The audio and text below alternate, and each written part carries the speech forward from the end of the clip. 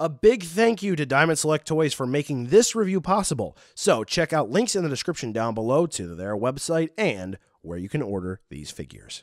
Dragon Ball, Pokemon, Kaiju, and more. It's Steven's Toy Reviews.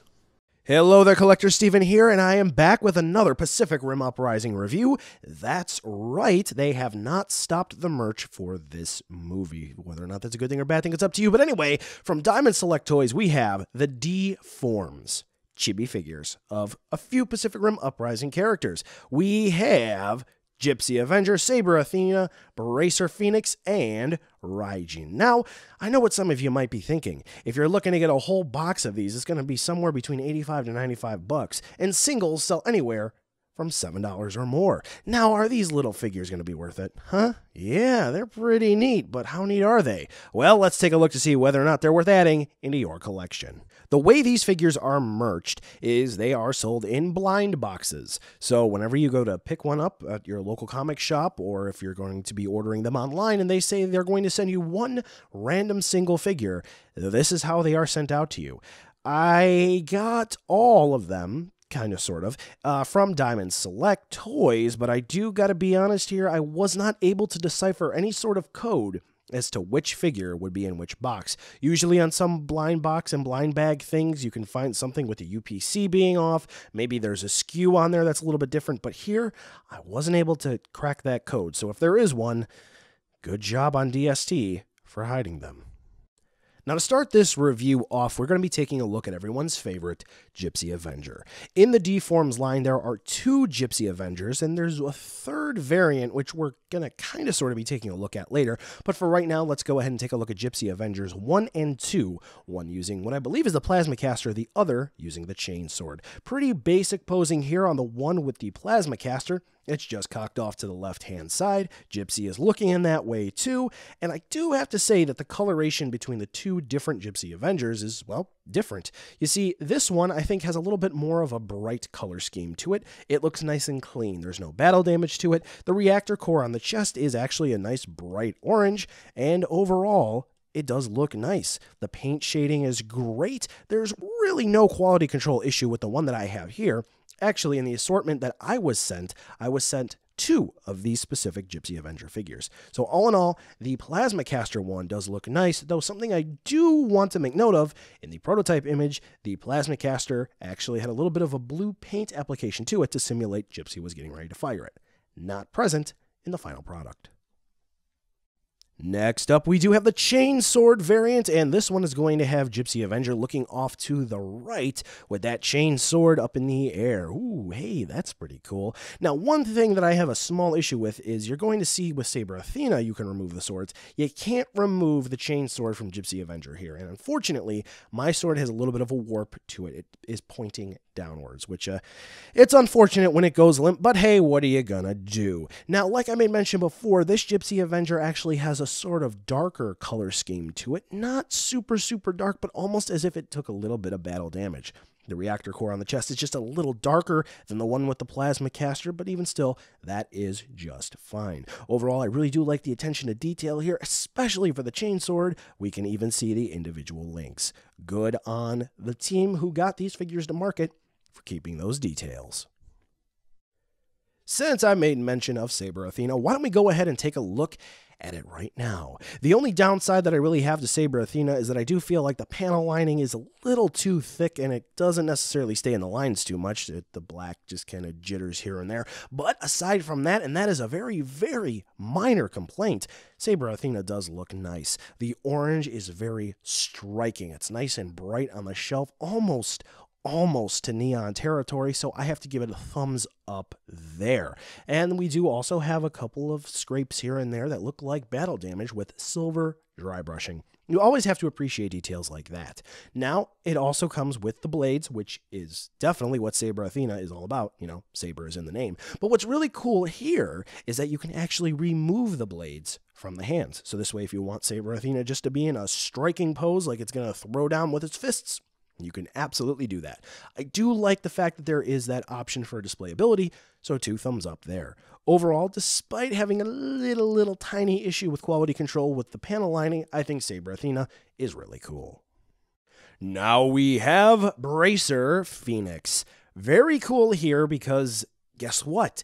This is when it was closer to the end of the movie and it got the Morningstar from Titan Redeemer. To my knowledge, this is the only figure that has that right away out of the box without having to do any sort of modifications, like part swapping with the robot spirits. So that is pretty sweet. The detailing on Bracer Phoenix is also really top-notch. I'm surprised they were able to get that much detail in here. But when we take a look at the next figure, yeah, that's even more so detailed. There's some nice silver dry brushing here and there to really bring out some of the smaller details to it. And they kept true to the source material because that right bicep is, in fact, green to match the Titan Redeemer part swap. Very, very cool there. But what's even cooler than that, well, I don't know, maybe it's not necessarily a great thing because Bracer Phoenix is the only one of these figures that I can safely say has articulation. Was not able to spin any other parts around, but the Morningstar can actually be spun around because it's on a swivel, and if you really wanted to, you can pop it off. So if you wanted to customize this and maybe get a little metal chain in there to make it look like Bracer can fire off that Morningstar, you can do that as well. Last but most certainly not least, we have the fearsome kaiju Raijin here. Yep, they were able to get a kaiju in this assortment, and it is pretty cool. Now, the details, they're pretty basic. We're not going to have super over-the-top fancy shading here for the different paint applications, but the fact that they were able to get so much work into this one small chibi figure is very cool. Now, I did say not a whole lot of super dry brushing and paint wash details, but don't get me wrong, it's actually there. So, yeah, not over the top, but it's simple enough that they were able to knock it out of the park at about a $7 to $8 price tag. Overall, Raijin just has so many small details into it. I could go on and on and on for about a good 5 to 10 minutes just on that figure alone. Nice spots, nice splash marks here and there of kaiju blue, it looks like. So if you wanted to make it look like Raijin just got out of a tough battle with a Jaeger it scrapped, you can do that as well. So, yeah, pinks, blues, oranges, browns. Raijin has it all. A bit more than even the maybe overpriced import figure that's out there. Yep. Now remember how I said there are technically 3 versions of Gypsy Avenger? Well, you see, kids, in this assortment, DST threw in one translucent blue figure. Whether or not it's going to be a recast of the Plasma Caster Gypsy Avenger or Raijin per box. That's the information that I'm told. And for this assortment, I got Raijin. Unfortunately, I did not get Gypsy Avenger, so I can't quite show you that, but it's just going to be that Gypsy Avenger with a Plasma Caster, except for it's going to be completely translucent blue plastic, which actually would be pretty cool. It does remind me of the robot spirits. But anyway, I'm glad that I got Raijin because that's the one that I would prefer to have in this variant. So there's not really too much to say aside from there's one stray black dot on mine, which really isn't that big of an issue because it's pretty well hidden.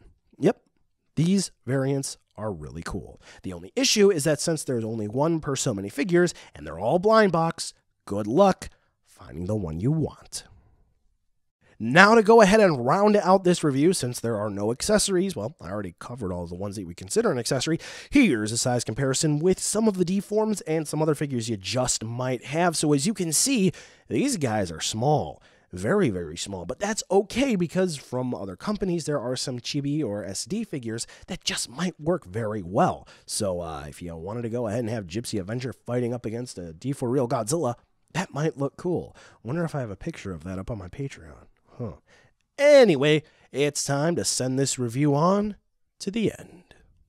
So, buy now, skip, or wait for a deal. Gotta be honest with you here, when I saw that these were solicited, I did not have very high hopes.